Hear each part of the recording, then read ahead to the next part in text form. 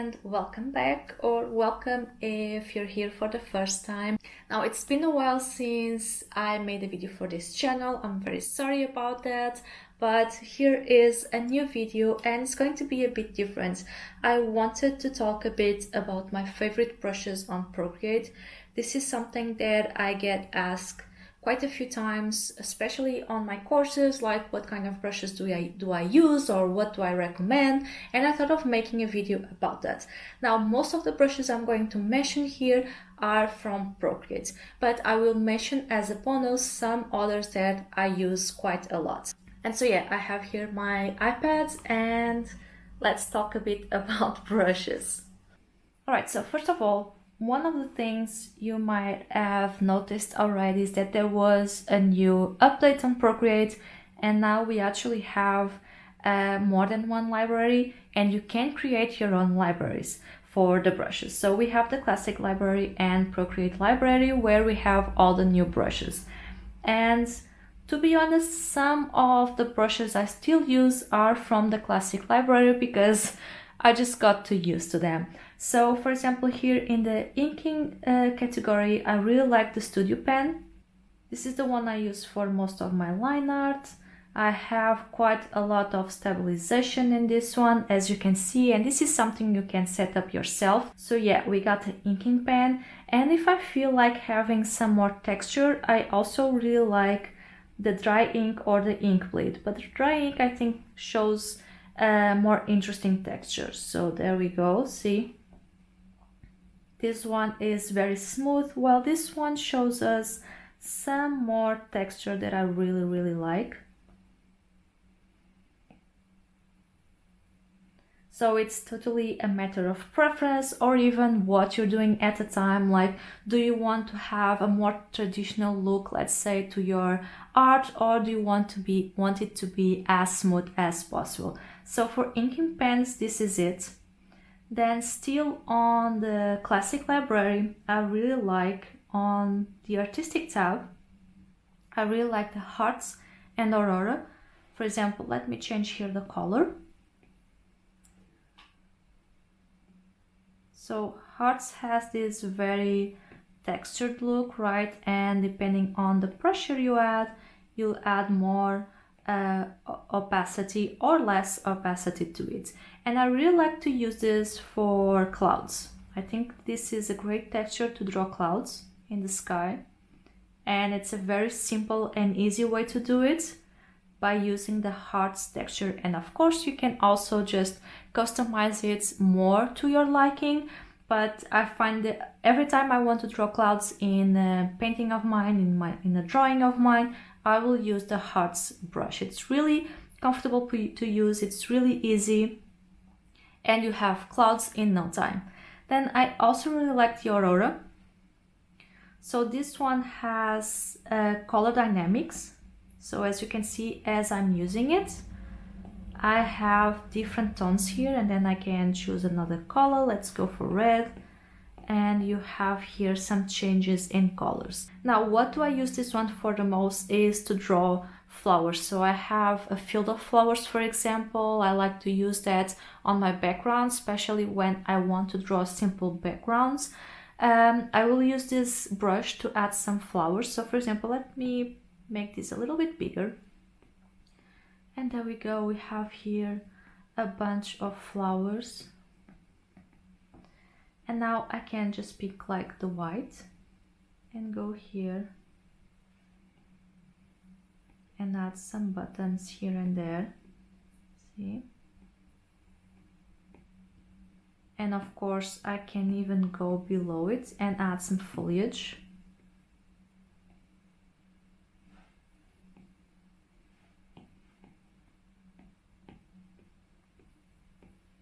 So it's a very abstract way for you to add some flowers to your drawings. I really like using it for it, and I also really like the color dynamic of it. So you choose one color, but you'll get different tones in it. It's really fun.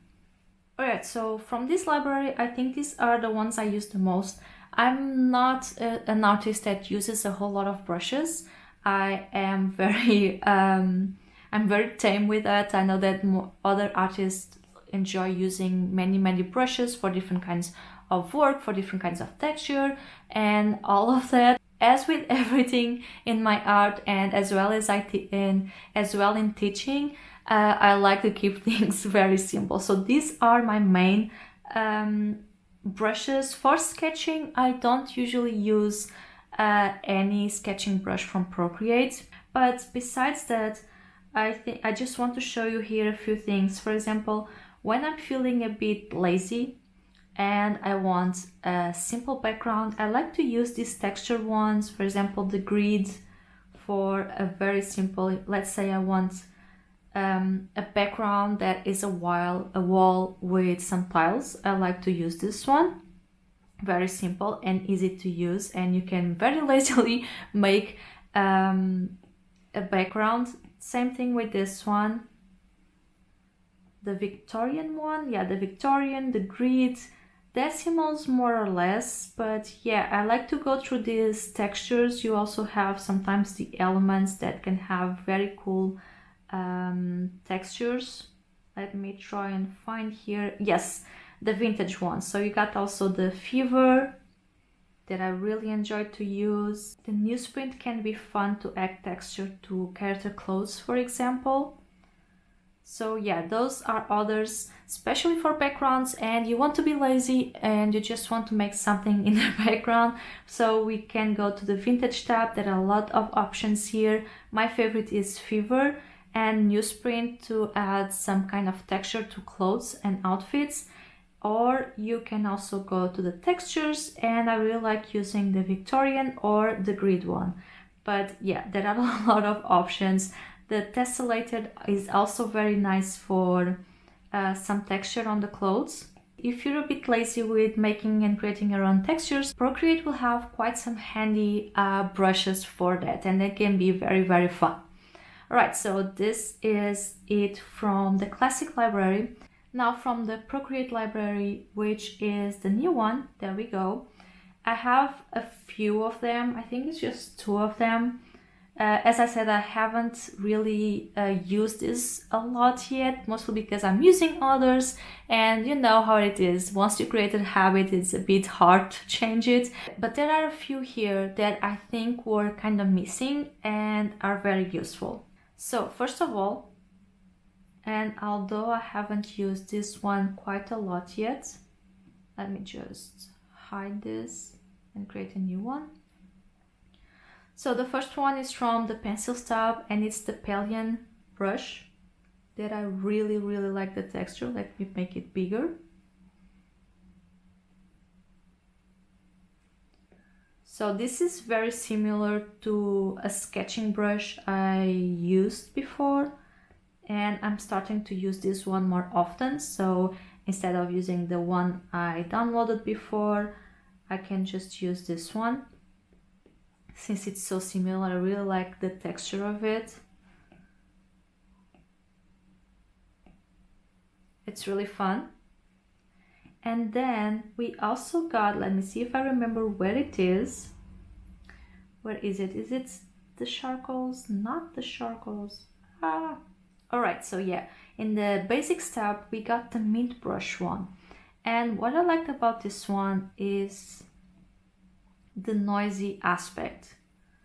So if you've noticed in some of my artworks, I really like to add some blush to my characters' cheeks, and I always like to use this noise brush for it, but Procreate didn't really have one that I liked or that had the effect I wanted, but now it does. So now in the Basics tab, we got the mint brush. I think I said it wrong before.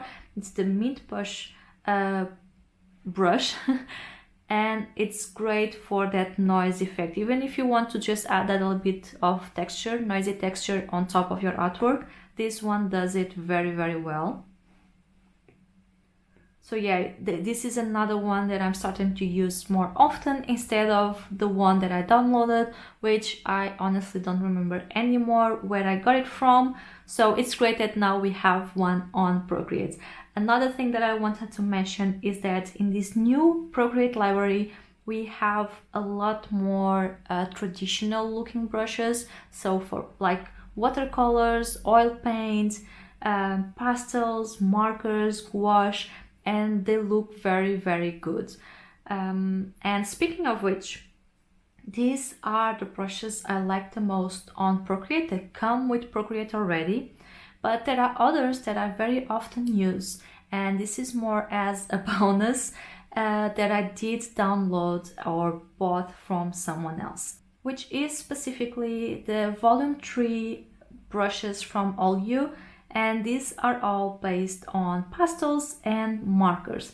And these are the ones I've been using the most lately, because I do lately, or in the past few years, I really like having some texture on my drawings and for them to look a bit more like they were made with a traditional medium, but while using digital, because sometimes it's just easier to do it that way, more forgiving and all that. It's also a bit faster for me, and all these brushes are super great. They work a lot with markers, with the actual medium, and with pencils, and so the brushes they create are very similar to those mediums. And I really like, for example, I use this marker under texture H a lot. So as you can see, we have all this texture, which is great to color. Another one of my favorites is the Heart Pastel Pencil for my line art. Let me make it a bit bigger so you can see better. So there we go. I really like using this for line art. And then to add extra texture sometimes, I really like this marker over texture. So at the end of my artwork, I can just add this texture to it, and I really like the effect. So yeah, this is not on Procreate. This is a brush pack that you can buy from Olio, and if you're curious, I'll leave you a link in the description for their Gumroad page. They have a lot of brushes packs if you want to check them out. Some of them are actually free, so do take a look at them and see if you find something interesting. Maybe you will, but right now Procreate actually has so many options of traditional medium brushes that I do recommend you to check those out first and try them out, because you'll probably find something you like in there. Alright, so this is it. As I mentioned, I don't really use a whole lot of brushes, and it's all about a bit, for me, I just use one brush to exhaustion until I feel like I want to change things up a bit, and then I use some other brushes. So right now, with my digital art, I'm really feeling like a textured look and having it look more like some traditional mediums, like I'm using pencils or markers and stuff like that. So I've been using those kind of brushes more often now, but yeah, it's not a big number of brushes that I have here to recommend you or to show you, but I also know that when starting a new drawing software, it's a bit scary and you have so many options that you don't really know where to start. And I think it's also nice to have like this small quantity of brushes being recommended or being shown to you, so it makes things a little bit less scarier, a little bit less overwhelming, so you can try a few things first, and if you don't like them, you can go to the next brush and see if you prefer that one, and then the next and the next, and so everything seems much less scary and you're more open to experiment, let's say. You get more used to it and to the whole interface of it, and it's a bit more fun. So yeah, these are my favorite brushes, and before you go, I just want to tell you about my Procreate Basics course that is available on my Gumroad page. You can get it over there. I will leave you a link down below so you can check it out. But it's all about the basics of Procreate, so very simple. And we'll go through what you need to know to start drawing right away. I also talk about brushes and many other things. I do have plans for future updates where we take a look to more intermediate features, so step by step we can get really into Procreate, really understanding it and being able to do whatever we want with it. So yeah, I'll leave you a link for it down below. Take a look, and thank you so much for watching this video to the end, and hopefully I will see you in the next time. Bye!